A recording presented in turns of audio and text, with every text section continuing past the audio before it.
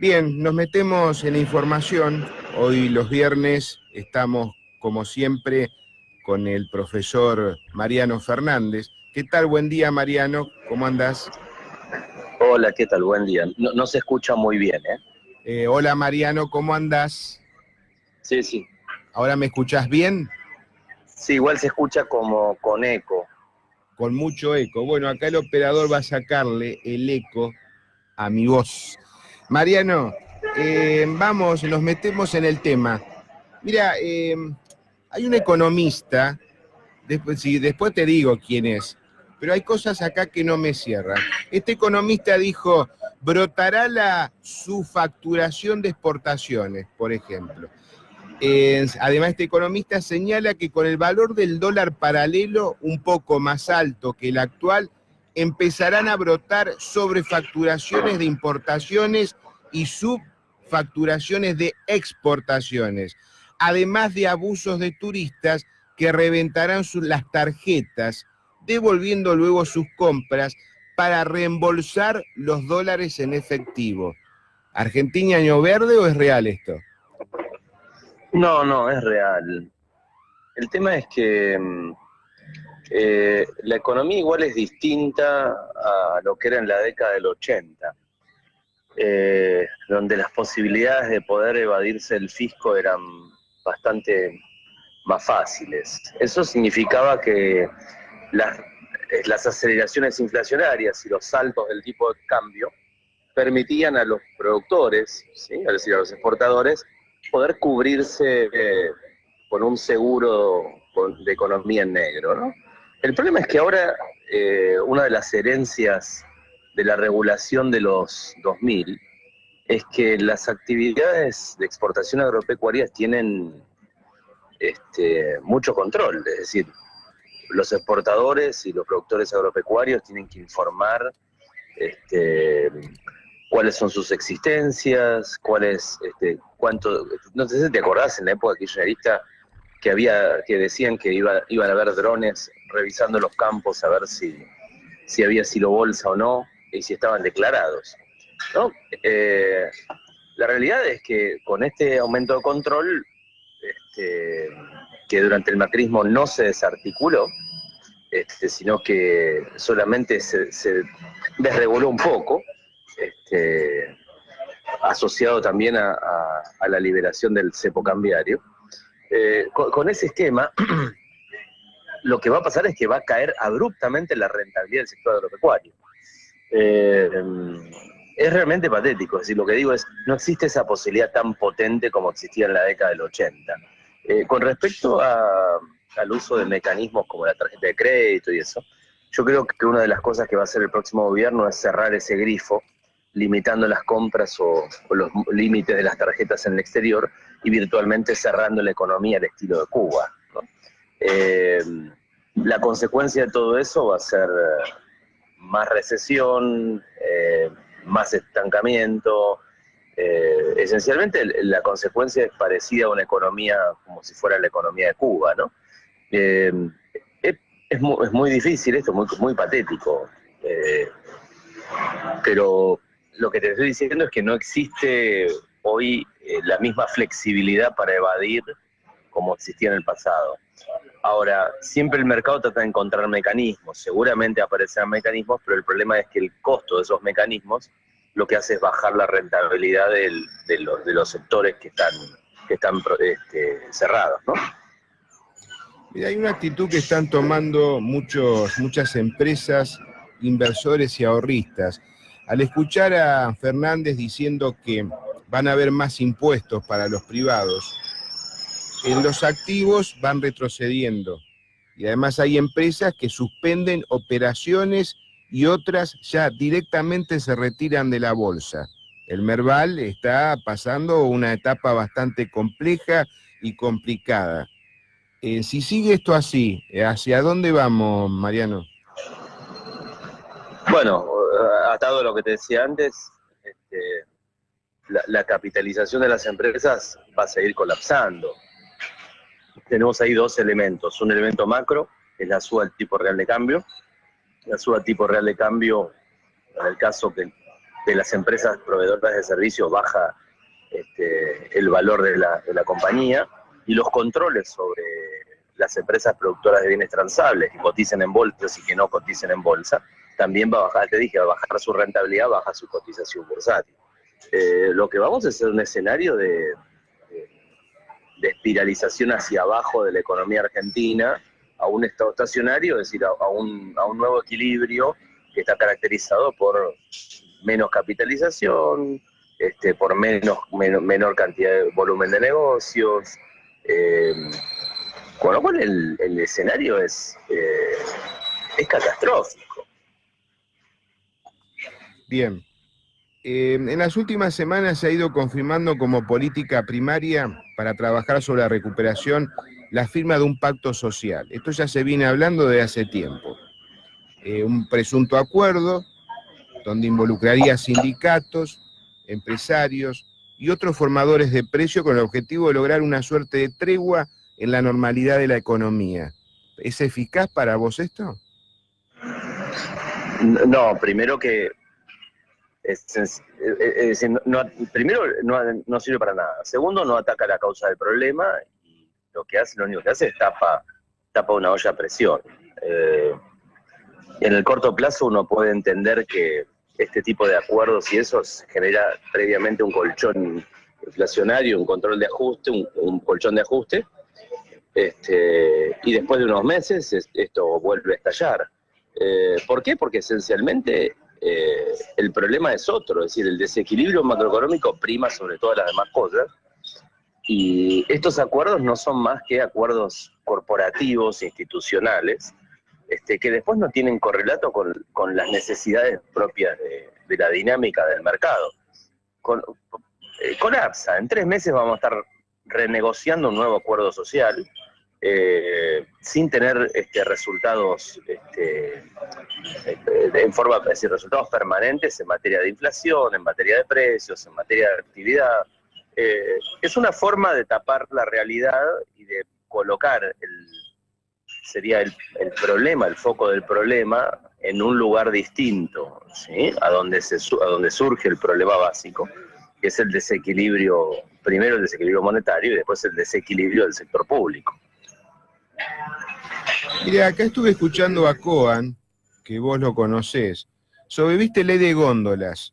Dice que va a haber un festival de coimas gracias a esta ley de góndolas. Habrás leído el tema, que le van a dar un 30% de espacio a cada marca, etcétera. Para más o menos redondear, y creo que va adunado a lo que estamos hablando, Coan dice que regula los acuerdos entre los privados, los plazos de pagos entre proveedores y supermercados. Se establece que tiene que haber 25% del espacio en góndolas para micropymes, 5% para empresas de la agricultura familiar, campesina o indígena. Respecto de los productos importados, la autoridad de aplicación va a decidir cuántos productos importados se pueden vender. Según Coan, dice que ni Guillermo Moreno estableció semejante delirio. Esto es una conjunción entre la doctora Carrió y Juan Cabandier, todo dicho, dijo Coan. A ver, haceme un análisis vos en base a esto. ¿Es real lo que dice Coan? Mira, no te escucho quién lo dice, pero te digo lo que pienso, ¿sí? Pues no se escucha muy bien. La ley, la llamada ley de góndolas, es básicamente un intento de los políticos de otra vez de volver a poner el problema en otro lado. Si creen que la estructura de comercialización, la concentración de la comercialización es lo que determina la tasa de crecimiento de los precios, ya ahí estamos fallando. En todo caso, lo que podrá determinar es el nivel de precios, pero no su tasa de crecimiento. Pero más allá de eso, el articulado de la ley desconoce el funcionamiento del mercado y reemplaza el funcionamiento de la señal de precio y del mercado por una señal de racionamiento que va a estar dada a partir de un ente de aplicación y básicamente de un empleado público quien le toque dirigir o coordinar los controles. A ver, para hablar de datos y no de teoría, ¿no? El 30% de comercio minorista de alimentos se cursa a través de grandes cadenas de supermercados.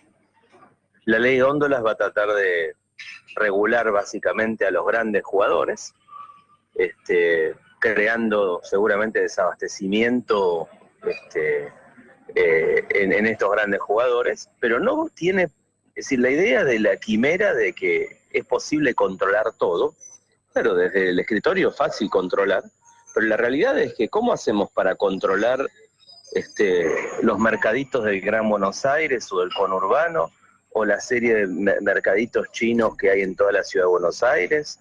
Es imposible, es decir, el costo del control tiende a infinito.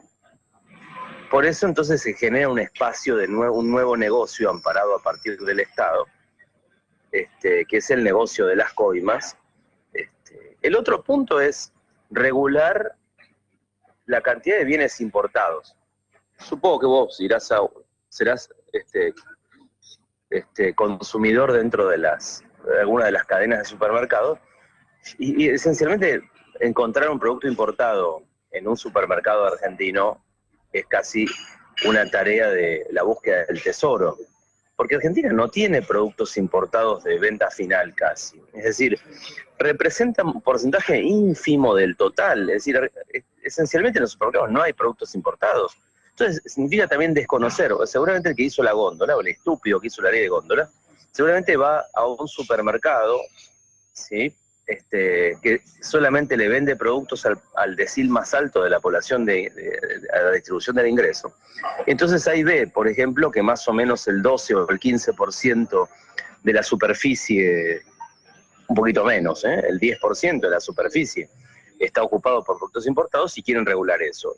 A ver, viajemos a un mercadito del Gran Buenos Aires para ver si efectivamente hay productos importados. Y no vamos a encontrar. Es decir, podríamos llegar a encontrar un producto importado. Pero entonces, ahí está parte básicamente del diagnóstico equivocado. Regular eso significa que, si yo digo, bueno, el 5% de las superficies tienen que estar ocupadas por productos importados, le estoy dejando el 5% del lugar vacío a una góndola en un supermercado en el Gran Buenos Aires, para que alguien genere un mercado negro y poner en ese espacio lo que la coima mayor determine. Con lo cual, esto es una bestialidad, realmente una bestialidad. Nos vamos a tener que empezar a acostumbrar a todas estas medidas esquizofrénicas que va a tener la Argentina, es decir, como una serie de un continuo, ¿no? Que lo que van a terminar haciendo es generar la aparición de mercados negros, generar desequilibrios, y en el fondo terminar bajando aún más el salario real. Ahora es increíble, ¿no? Vos fijate que el proyecto lo inició Carrió y Cabandier. Se pusieron de acuerdo y avanzaron sobre esto. No hubo ningún asesor de buena fe que dijeran, che, esto no puede ser de esta manera. ¿Cómo le hacen creer a la sociedad de que están a favor de la ciudadanía o del pueblo y están en contra? Pues no dejan de ser proyectos que van en contra del bolsillo de la gente. Es increíble cómo engañan a la gente. La otra pregunta que te quiero hacer es una pequeña estadística, a ver cómo lo deducís vos a esto. Acá en la Argentina existen cerca de 620.000 empresas pequeñas y medianas. Su endeudamiento alcanza al 1,8% del PBI. La propuesta concreta es que se instrumente el pago de dichas deudas en especies, o sea, alimentos, en un plazo de 10 años. Decime, ¿qué ventaja tiene eso para el Estado, para nosotros? ¿Se puede hacer una cosa así? Mira, el problema de ese tipo de regulaciones es que el costo de implementación tiende a ser altísimo y va a generar depósitos de comida o alimento que van a terminar pudriéndose en algún lugar de la Ciudad de Buenos Aires o de Gran Buenos Aires. Es decir, alguien paga alimentos, se va a distribuir esos alimentos entre personas de bajos recursos, pero como la logística que va a planear el Estado es ineficiente, vamos a terminar pudriendo, llenando de gorgojo los alimentos que van a estar guardados en esos lugares. Es parecido, no sé si te acordás, en los 80 cuando Alfonsín quiso regular el precio del pollo y su secretario de Comercio trajo pollos radiactivos que terminaron pudriéndose en la aduana. Esto es algo parecido. El problema no era el pollo radiactivo, más allá de eso. El problema fue que el negocio del Estado terminó esencialmente comprando mercadería que después no puede comercializar porque no entiende de logística y de cómo funciona el mercado. Y déjame decirte una cosa que creo que hay que investigar. Yo no soy especialista en temas micro, pero sí he escuchado en reuniones cosas y cuando le digo que las hagan públicas, en general no, todo el mundo mira para el costado. Dentro de circuitos o círculos ya de economistas ya conocidos, ¿no? Cuando yo los invito a que denuncien esto, en general se hacen los tontos, y es lo que digo, invito a que todo el mundo empiece a investigar, a ver quiénes son los ganadores de esta ley de góndolas. Y seguramente vamos a encontrar que hay algunas cadenas de distribuidores mayoristas que esencialmente hicieron la ley a su medida para poder aumentar la participación dentro de las grandes cadenas de supermercados, en donde hoy su poder de negociación es menor. Con lo cual, ahí hay una cortina de humo de corrupción muy importante que creo que debería, es decir, el periodismo debería despejar, dado que quienes están participando y conocen bien de este tema no quieren abrir la boca. Qué lamentable, ¿eh? Qué lamentable. Mira, otra de las preguntas que te hago. Hay una frase que está circulando permanentemente denominada teoría monetaria moderna. Son dos proporciones. La primera, además que endeble, base empírica, es que los gobiernos no enfrentan jamás una restricción presupuestaria efectiva, porque al contar con la capacidad de imponer la moneda de curso legal, siempre pueden financiar sus déficits emitiendo dinero sin límites. Desconocen de mínima, como el caso de Argentina. La otra es la más que evidente identificación de dinero con liquidez. Un error conceptual grave que adrede pasan por alto y que ignora la diferencia sustancial entre oferta nominal de dinero con saldos reales. Ergo, las variaciones de precios absolutos y relativos y sus efectos sobre precios de bienes, activos e incentivos en los mercados financieros y de bienes son ignorados.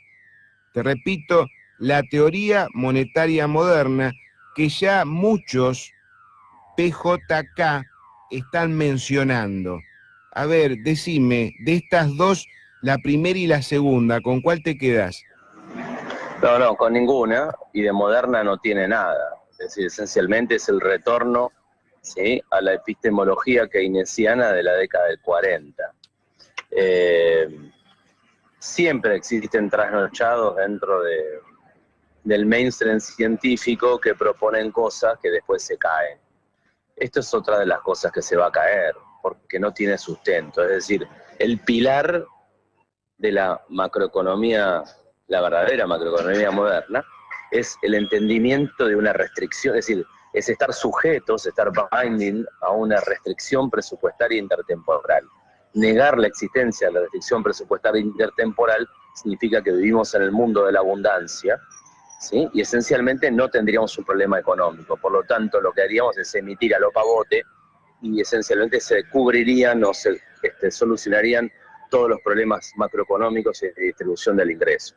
No, es una trasnochada seguramente fogoneada por algún grupo de intelectuales disociados de la realidad, que ven, por ejemplo, que en Estados Unidos, que los cambios en la cantidad de dinero impulsados por la Reserva Federal no tienen una correlación con el nivel de precios, con la tasa de crecimiento del nivel de precios en Estados Unidos, pero básicamente porque se olvidan de la demanda de dinero. Sí, en Estados Unidos la demanda de dinero es demanda de dólares mundiales, porque es la unidad de cuenta mundial. Eso le permite a Estados Unidos poder financiarse a través del señoreaje, es decir, del crecimiento de la demanda de dinero y poder financiar un déficit. Pero el tema es que eso es porque forma parte de las restricciones presupuestarias del resto de los países. Es decir, países como los nuestros, que son esencialmente son antediluvianos en términos monetarios, necesitamos tener como backup de nuestro Banco Central reservas en dólares para que nuestro sistema monetario pueda sobrevivir. Eso lo que hace es financiar al Tesoro de Estados Unidos. Es decir, no es eficiente para nosotros eso, pero es un segundo mejor, dado que la posibilidad de emitir pasivos monetarios respaldados por confianza en Argentina o en países que sean atrasados monetariamente es imposible. Entonces eso hace que aparezca gente que diga, entonces no existe la restricción presupuestaria. No, cuando aparece la teoría general en el 36, de alguna forma lo que hace es cuestionar esta idea de restricción presupuestaria, es decir, se caga en la restricción presupuestaria, y esa economía ya fue enterrada, es decir, esa epistemología científica fue partida al medio, ¿no? Y consolidada a partir de los fines de los 70 como una tontería, es decir, esto no es más que eso. Entonces, claro, uno sí, pues, es como en medicina debe pasar lo mismo. Uno puede creer que si uno mira el sol se puede curar, y puede haber algún científico o pseudocientífico que propone esto. Pero el camino de la ciencia es el camino de la refutación, ¿sí? El camino de la demostración, nos lleva a que es imposible salir de eso. Es decir, estamos cuestionando la teoría de la gravedad. Mira, acá la Organización para la Cooperación y el Desarrollo Económico, OCDE, ya está alertando que Argentina va a entrar en un proceso muy recesivo, muy grave, en lo que va a ser año 2020-2021. Y ellos consideran que va a empezar a haber un pequeño crecimiento recién en el 2022. Ahora la pregunta que yo te hago, ¿crecimiento en el 2022 haciendo buenas políticas o crecimiento 2022 o a 2022 siendo normales, coherentes? ¿Cómo le interpretás este mensaje de la OCDE? Nada, esencialmente cualquier informe que hable de 2022 en Argentina es irresponsable y no sirve, es decir, es inservible. No podemos saber qué es lo que va a pasar en 6 meses, menos vamos a poder saber cuál va a ser la perspectiva de la economía a partir del año 2021 y 2022. Lo que sí podemos decir es que de aplicarse estas políticas que estuvimos hablando, esencialmente el nivel de equilibrio con el cual se cierra la economía es mucho más duro o peor que el que tenemos hoy. Pero no puedo decir que en algún momento vamos a sacar la cabeza y que en el 2025 estaremos mejor y que en el 2050 vamos a tener un ingreso per cápita parecido al de Estados Unidos. Es una tontería. Es decir, esos informes no sirven para nada. Argentina solamente podemos tener una visión de entre 3, 6 o 7 meses para poder entender qué pasa, porque los cambios en la política monetaria, en la política fiscal y en las regulaciones son determinantes para saber si la economía puede despegar o entrar en un cono de sombras. El panorama que estás tirando, Mariano, te digo que pero decae las ganas totalmente. La última que te hago, ¿habrás sentido hablar sobre la famosa ley de ficha limpia? ¿Sabías que en el día de ayer solamente se hicieron presente en el Congreso, creo que 10 legisladores, el resto no apareció? ¿Entendés más o menos lo que es ficha limpia? Para aquellos que nos oye, ficha limpia es no permitir que aquellos legisladores que están denunciados o que tienen causas abiertas, etcétera, que registran antecedentes o cosas raras, que no se postulen a nada. Eso significa ficha limpia. Yo creo que en cualquier país normal eso existe, y es vergonzoso que la ciudadanía tuvo que reunir más de 300.000 firmas. Fíjense el sacrificio que hizo esa ciudadanía, reunir 300.000 firmas para que este proyecto por lo menos le den un poquito de cabida. Ni eso, solamente 10 legisladores, vergonzoso. ¿Qué opina de la política que se avecina, Mariano? El tema es, si Argentina hiciera la cosa bien, debería cerrar el Congreso, porque todos los que están adentro del Congreso, tengan o no procesos judiciales, son parte del sistema delincuencial que nos gobierna. El primer, es decir, más allá de, ahora siendo más profundamente, más allá del problema macro y el problema económico que tiene Argentina, tiene un problema de fortaleza institucional, y la fortaleza institucional no se logra con esta clase política y con esta sarta de delincuentes que nos gobiernan, ¿sí? De cualquier lado, sino que esencialmente hay una crisis moral y política muy potente en Argentina, que hace que no tengamos posibilidad de nada, ¿no? Entonces, es el reflejo de nuestra sociedad. Es decir, es el reflejo de la disociación que tiene la clase política acerca de cuáles son los problemas y qué es lo que determina el progreso y la búsqueda de felicidad de los individuos. Por eso no estamos lejos de que exista una solución para Argentina o un camino que nos lleve hacia una solución. Yo creo que el camino que nos lleva es el camino de mayor decadencia y a mayor pérdida de bienestar. Hay un tema que no es menor, y es, estas cosas en algún momento explotan, no sabemos cuándo, y cuando explotan de la peor manera, ¿sí? Y cuando las cosas explotan de la peor manera, nunca sabemos a dónde pueden terminar. Sí, comparto lo que decís, porque yo creo que todo tiene una tolerancia, y cada vez esa tolerancia se va cortando más. En cualquier momento esto va a estallar y va a ser imparable. Y ojalá que suceda, ¿eh? Es lamentable lo que digo, porque creo que es el único modo, manera de que esto se pueda revertir. Ya no se puede tolerar más todas estas cosas. Mariano, has sido muy atento, no cortes, vamos por línea privada. Vamos a escuchar música.